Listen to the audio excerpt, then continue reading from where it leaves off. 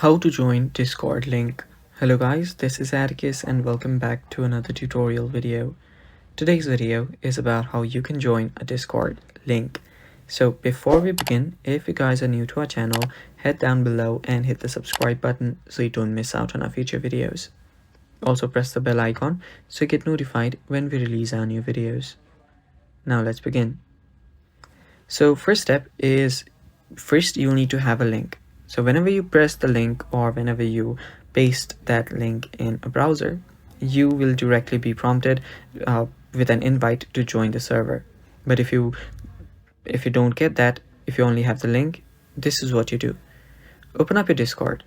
Make sure you're logged in into your account. After you're here, you'll see a plus icon on the left hand side. Tap on the plus icon. And after you tap on it, you'll find this create your server option, but we are going to tap on join a server since we already have an invite. So tap on join a server. Now all you have to do is paste the link here.